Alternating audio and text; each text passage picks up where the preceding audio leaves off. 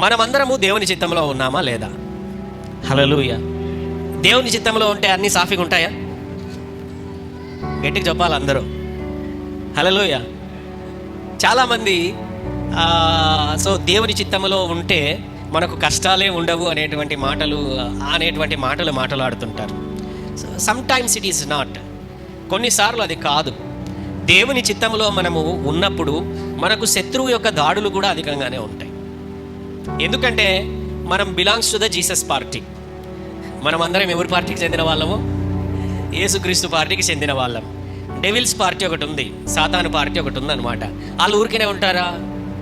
ఉండరు. ఎప్పుడు కూడా మన పైన బైబిల్ చెబుతున్నది అగ్ని బాణములు విసురుతూనే ఉంటాడంట వాడు. హల్లెలూయా. అపవాది వేసే అగ్ని బాణములను అడ్డగించున్నట్లు, వాటిని తట్టుకొని నిలబడినట్లు విశ్వాసమనే. హల్లెలూయా. ఎందుకంటే మనకు సర్వాంగ కవచములను ఇచ్చాడు, యేసు రక్తము చేత కంచెను వేశాడు, దేవదూతల కాపుదలను ఉంచాడు, అరచేతులలో చెక్కుకున్నాడు, కనుపాప వలె కాపాడుతున్నాడు. ఇన్ని రకాల లేయర్స్ ఆఫ్ ప్రొటెక్షన్, ఇన్ని రకాల ప్రొటెక్షన్స్ దేవుడు ఇస్తున్నాడు. హల్లెలూయా. Are you understanding? అయితే సాతాను మనల్ని దగ్గరకు వచ్చి ముట్టలేని పరిస్థితులు ఎందుకు నువ్వు ప్రార్థన చేసుకొనొచ్చు, వాక్యము చదువుతూ దేవుని ఎదుట శక్తిని పొందుకొనుచున్నప్పుడు ఇంకా నువ్వు బలవంతుడిగా మార్చబడతావు. వాడు కాబట్టి నిన్ను దగ్గరకు వచ్చి ముట్టలేని పరిస్థితులలో యోబు దగ్గరకు వచ్చి ముట్టాలని వాడు అప్పుడే ప్రయత్నించాడు. వాడు ముట్టాడు, అయితే వానికి షాక్ తగిలింది.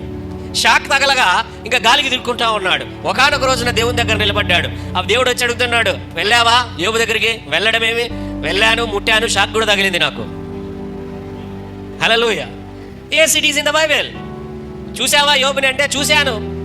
మరి ఏం కనబడిందని అంటే నువ్వు కంచెను వేసావు, ఆ కంచె నాకు తగిలింది. అవునా కాదా? అంటే వాడు ఆల్రెడీ ఆ కంచెను చూచి వచ్చాడు. కంచె ఉంది, చూశాడు, తాకాడు, షాక్ తగిలింది, వచ్చాడు.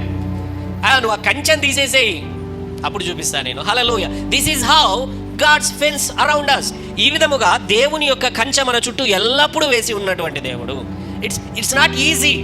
అయితే ఈ అగ్ని బాణములు ఎప్పుడు వచ్చి తగులుతుంటాయి అనమాట. ఎందుకంటే వచ్చి తాకలేడు, బాణము ఇసిరేస్తే అయిపోయా.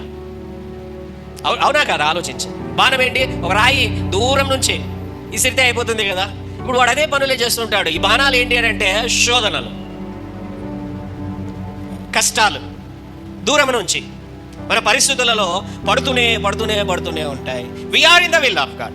మనమందరం దేవుని చిత్తములోనే ఉంటున్నప్పటికీ కూడా మన జీవితములలో వాడి యొక్క ప్రయత్నములు అనేది ఎప్పుడు కూడా వాడు ఆపడు. హల్లెలూయా. అయితే ఆ ప్రయత్నములన్నింటినీ జయించుటకు దేవుడు మనకు శక్తినిచ్చాడు, అధికారమునిచ్చాడు. సాతానుకు శక్తి ఉంది, అధికారం లేదు.